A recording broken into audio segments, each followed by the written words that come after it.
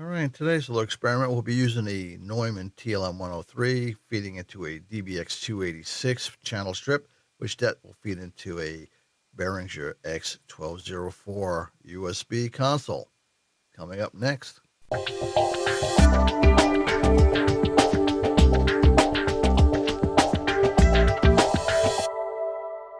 Okay, right now on the Behringer 1204, we have the high, mid, and low all zeroed out.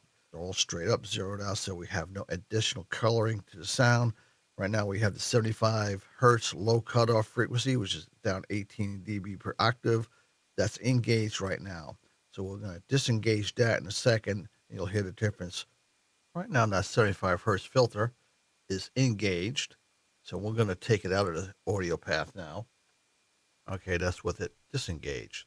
So now that 75 hertz at lower frequencies should be now into the system.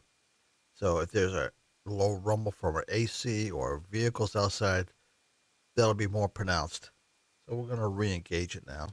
Now it's back in. The 75 hertz cutoff is back in. It reduces 18 dB per octave, so it should be a marked difference.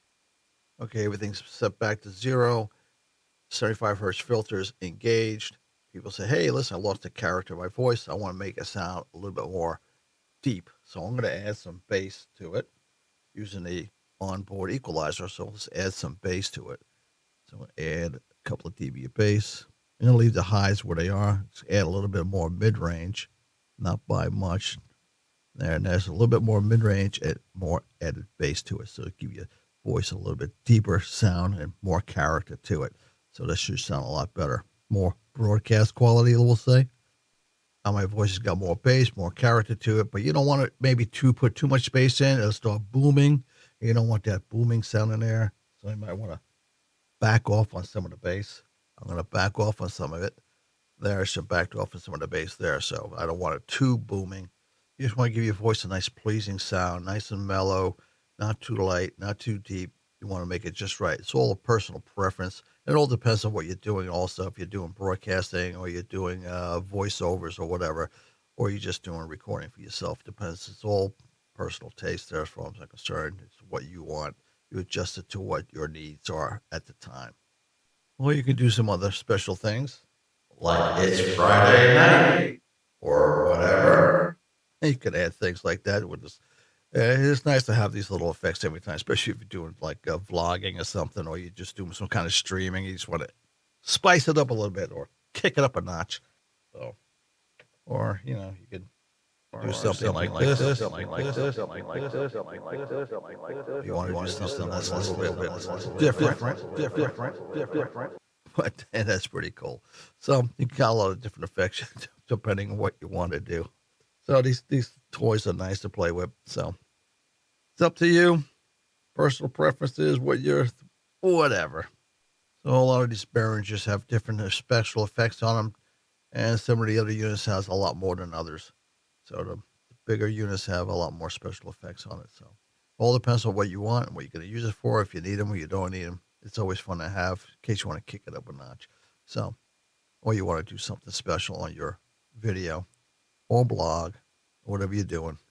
All right, there are several good videos out there already online on YouTube that for setting up to 286 to the TLM103. So there's no need to rehash that here. They're very readily available. And I do suggest you go look at them and check them out. That's what I did. I checked out a few different ones, at least 4 or 5, took the best from each and tweaked it that way. And then maybe a little touching up here and there for myself. But there are some great videos out there already on it. The specifications on the microphone and on the 286, plenty of them out there. There's videos on it. Or you can go to the manufacturer's website and check it out. Or, a lot of stores that sell those like B&H, Autorama. You can check their sites out and they give you all the specs and all that kind of good stuff on it. So I would suggest that's the best thing to do and check that out before you even make any purchases. That's what I did.